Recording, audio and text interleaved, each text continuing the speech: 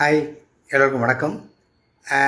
குறிப்பாக தளபதியின் ரசிகர்களுக்கு என்னுடைய பொங்கல் வாழ்த்துக்கள்.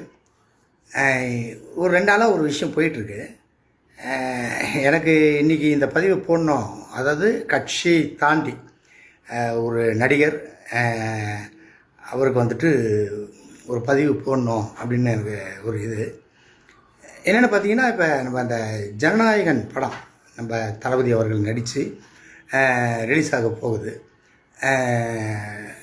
இதுக்கு நடுவில் பார்த்திங்கன்னா தளபதியோடு நடித்த சக நடிகர்களும் சரி, டெக்னீஷியன்ஸ், மெயினாக டெக்னீஷியன் சரி, ஒருத்தர் எதுக்காக உழைக்கிறோம்?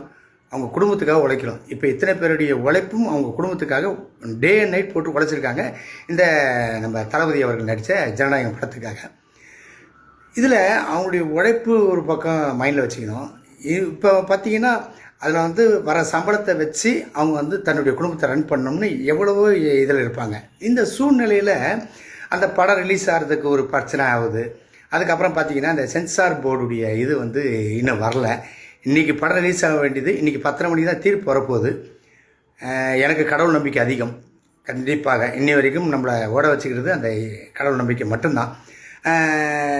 தளபதி அவர்களே, கவலையே படாதீங்க. உங்களுக்கு சாதகமாக நாங்கள் எல்லோரும் இருக்கிறோம். அதாவது உங்கள் ரசிகராக இருக்கட்டும், உங்களுடைய தொண்டர்களாகட்டும், அதில் நான் ஒரு ஆள்னு எப்பயுமே சொல்லுவேன். அப்படி இருக்கும்போது எனக்கு இது விஷயம் கொஞ்சம் சங்கடமாக இருந்துச்சு. அதனால் இந்த பதிவை போடுறேன். உங்களுக்கு வெற்றி நிச்சயமாக கிடைக்கும். விஜய் என்றாலே அது வெற்றி தான், ஓகேவா? நீங்கள் எவ்வளவோ ப்ரெஷர் தாங்கிட்டீங்க. ஆனால் ஒரு விஷயம் ப்ரெஷர் கொடுக்குறவங்களுக்கு புரியல. எவ்வளோ ப்ரெஷர் கொடுத்தாலும் எங்கள் தளபதி பிளாஸ்ட்டு அப்படின்னு வெளியே வருவார்.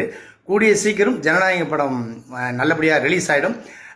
ரிலீஸ் ஆகிற அன்னைக்கு, அதாவது பொங்கல் இன்னும் சிறப்பாக இருக்கும். நீங்கள் பாருங்கள், உங்கள் படம் என்றைக்கு ரிலீஸ் ஆகுது அன்றைக்கி பொங்கல்னு வச்சுக்கிறோம். உங்கள் படம் ரிலீஸ் ஆனாலே எங்களுக்கு ஒரு பண்டிகை மறந்துனேன்.